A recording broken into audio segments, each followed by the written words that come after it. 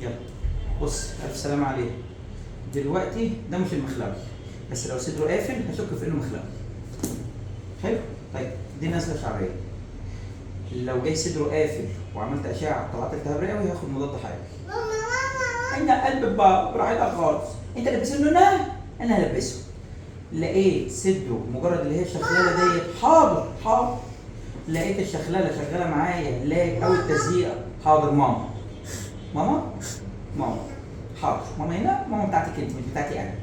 المهم يبقى انا دلوقتي ده ما هواش الالتهاب الرئوي ولا اشتباه مخلوي ولا بعتك كمان اشعه على صدره دلوقتي خالص، الا لو كان اعمل ايه؟ مش قادر ياخد نفسه. هاتي دي وانا هديها لان انا مخلص. ماشي؟ يبقى احنا كده اتفقنا مش مخلوي، ابني بيتنفس، تزييقه موجوده معايا دي بتاعت الحساسيه، نزله شعبيه وخفت وانت جايه في اخرها بس مكمله بموضوع الحساسيه او التزييقه بتاعت الصدر اللي هي بيسموها كده الهايبر رياكتيف، يعني ممرات الهواء او مكان النفس بتاعه متحسس بزياده فمتضيق وبواقي الالتهاب، فتحس ان هو ايه اللي هو كانه غرقان في سوائل. دي التزييقه، يبقى ده المخاط اللي احنا عايزين نطلعه. طيب كلمتين عشان نبقى متفقين قبل اي حاجه، احنا بننظف المناخير قدرت بالشفاط يبقى احسن علشان خاطر واحنا بندخل نقطتين المحلول بيدخل وراهم هواء قد كده، فهو ده نفس الفكره بتاعت الاسبراي بس كميه اكتر وفي نفس الوقت اوفر، لان ببساطه بقى 150 وصغروا الحجم وقللوا الكواليتي وكل ما بنيجي نستخدمه بختين ما بلاقيه راح مني. حلو. وما بيدخلش بالنسبه للعيال علشان خاطر التعب بالنسبه لابنك ده ينزل لك زلال بضايه كامله من المناخير، ينزل مع الشفاط لكن ما ينزلش مع البخاخ. ولا الشفاط ابو خرطوم بيجيب نفس الفايده. لو عايزه فايده مساويه له اعمل حاجه صغيره خالص، اطلع على المستشفى وساعتها بقى ممرضه العنايه او ممرضه الطوارئ بتعمل ايه؟ نص سنتي محلول هنا ونص سنتي هنا، وبتروح مدخله خرطوم طول قد ده كده قد ايدي وتدخل في المناخير وتسحب يمين في شمال وتطلع بقى بالمخاط بدمها بالكلام ده كله. نخش بقى في الكلام اللي بجد علشان خاطر انا عملت سبب وعملت الفيديو. صلي من على النبي اللهم صل وسلم وبارك عليه. انا دلوقتي هعمل لابني الجلسه. قبل اي حاجه كلمه السر، المكان اللي انا هقعد فيه مقفل زي ده. الارضيه معايا واحده دخلت بتقول لي ايه، انا سمعت كلامك كان عندها عيل حديث ولاده عشان تدفي الاوضه، عزلت السيراميك، عملت ايه؟ جابت كل الكراتين اللي موجوده وفرشتها وفرشت فوقيها موكيت وفوقيها اسمها ديت البطاطين اللي هي القديمه اللي موجوده عندها عشان خاطر السيراميك ذات نفسه ما يستفردش بيها. قالت لي والاوضه دفيت وصغرنا الاوضه دخلنا الاوضه الصغيره وخلاص. حلو. طيب يبقى كده دفت اللي عندهم نزله، وعشان النفس ما يخرجش منه حموم وغيار وي وي وي وي مقفل عليهم. ده حاجه اساسيه. ماشي. ثانيه يا لولو، ثانيه يا حبيب بابا، اخلص بقى يا عم، نخلص يا عم، هو وحش النهارده. حلو كده. طيب يبقى انا دفيت المكان وقعدنا فيه، اخته تخش وتخرج ما عنديش مشكله، لكن الفكره كلها ان انا ما احطش نفسها في نفس اللي تتعدي منه.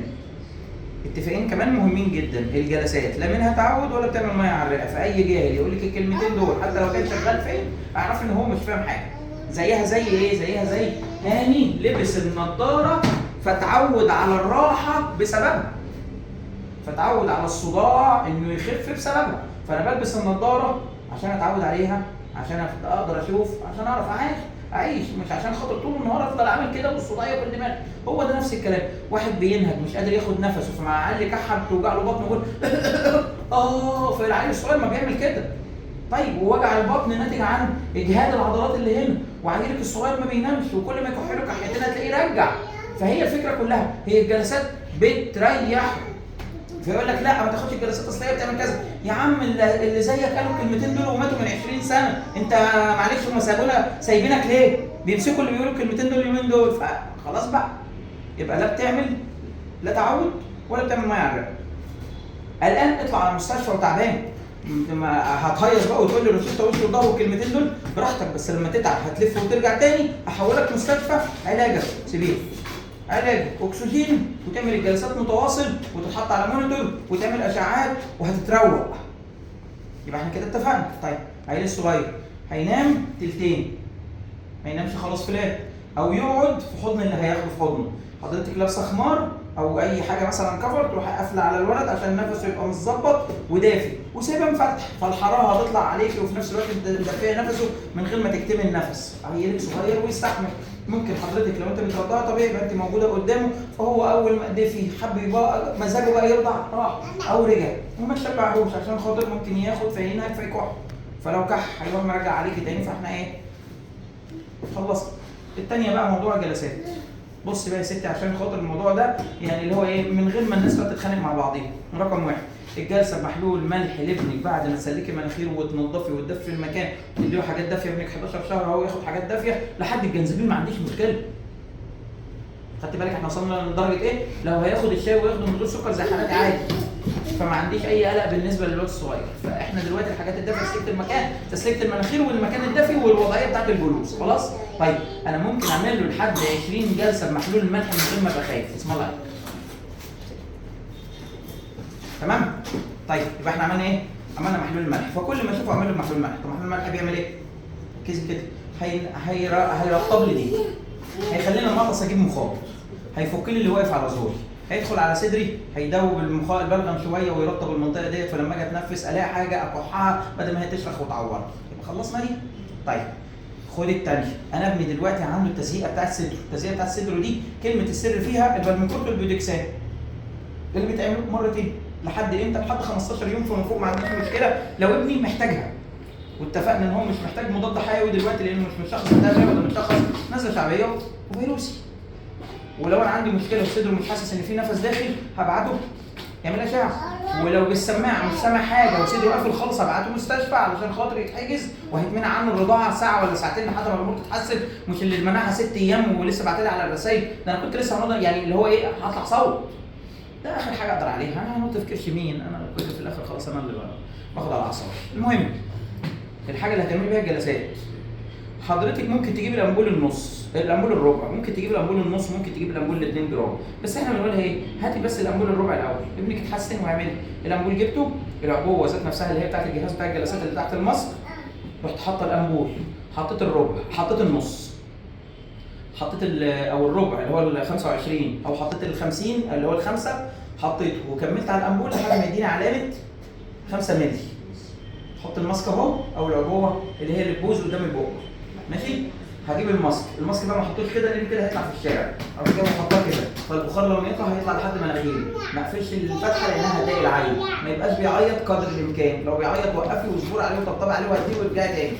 الجهاز لما اجي احطه اروح احطه على ايه؟ احطه على المخده. بس متاكد ان هو مش مكتوم عشان ما يتحرقش. ما حطيتش على الكومودينو لان لو انا حطيته على الكومودينو كل الناس تحط على الكومودينو. لان لو انا حطيته على الكومودينو ايه اللي هيحصل؟ الصوت هيسمع فهيرعب الواد. في اجهزه صوت عالي في اجهزه صوتها واطي. المهم يعني الجهاز اللي هو الاوتوميتد فيه جهاز كده جديد اسمه المش ده ما ينفعش مع الولد في الحاله دي دلوقتي خالص. هينفع معاه لو انا هعمل محلول ملح بس. لكن لو احنا هندي بالمخدر والكلام ده بيدخل في الجهاز يبوظ. جبناها بصي اهي. رحت عاملها كده جت على مناخيري والبخار طلع. طيب انا عملت له جلسه لسه صدر الولد بيزيق وبيصفر. اعملي الجلسه الثانيه. ايه ده يا دكتور ما هو واخد لسه نص. حضرتك ده بخار. يعني اللي هو ايه من رحمه ربنا ان انا مش هجيبه وادهن على جلده، مش هجيبه واديه له في البق فابقى خايف الجرعه بتاعته زادت سنتي ولا نزلت سنتي. ده بخار يعني استفاد اللي استفاده والباقي طلعه. مبدئيا حلو الكلام؟ ياخد مره ما ارتاحش، ياخد الثانيه ما ارتاحش، ممكن ياخد الثالثه اللي هو اجيب الامبول وافتحه واصبه في العبوه من تحت واكملها لحد 5 سم. سيبها تنتشر عامله لي جو، عامله لي جو. ماشي الكلام؟ جلسه 2 3 صدر الواد هدي. صدر الواد هدي خلاص وقف. ايه يبقى انا عملت ايه؟ عملت الجلسه الموجوده قدامي اهو. ابتدى يتحسن. يبقى بقى الحاجه دي هتكرر بعد 12 ساعه. عملت الاولانيه ما ارتاحش، عملت الثانيه ما ارتاحش، ممكن اعمل الثالثه وممكن اعمل الرابعه. لو ارتاح من الاولانيه خلاص. طيب بقيه اليوم نتكلم بقى بالراحه. بدل كنت ممكن احط عليه فنتولين او ممكن احط عليه اتروفنت. حلو الكلام؟ افترض ان انا مش عايز احطهم، عايز اعمل كل حاجه لوحدها.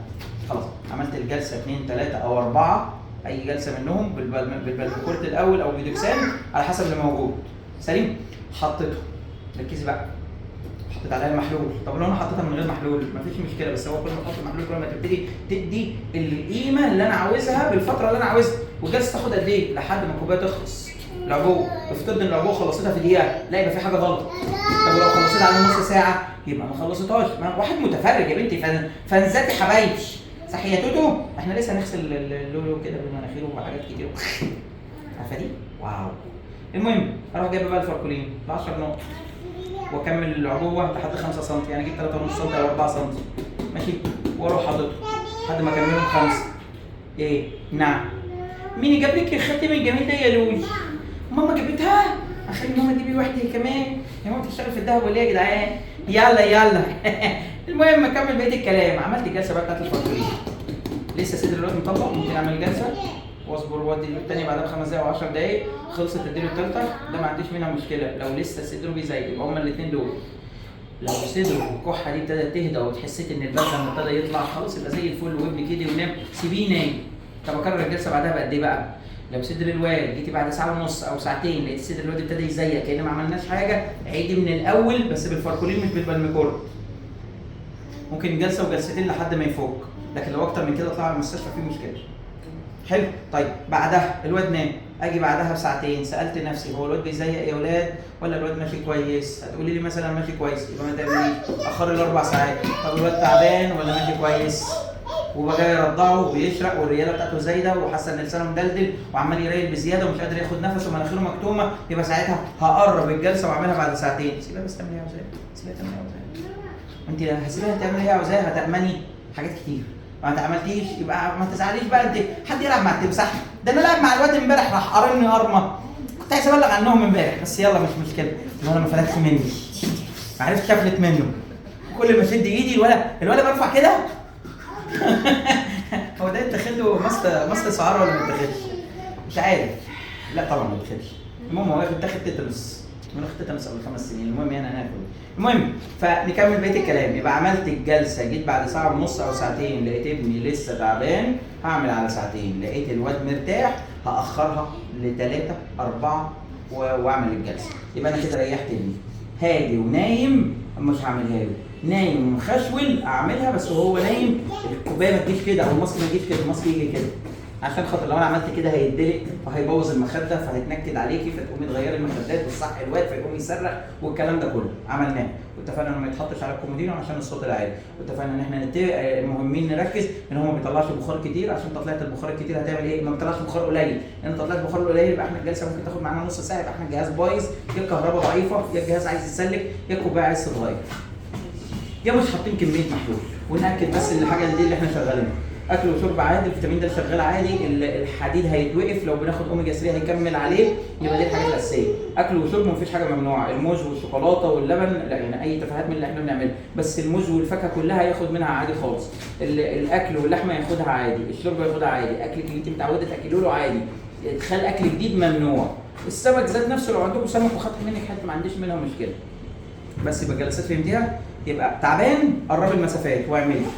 تعبان بعد كل الزحمه دي لا، اطلع المستشفى وثلاث كلمات يتقالوا.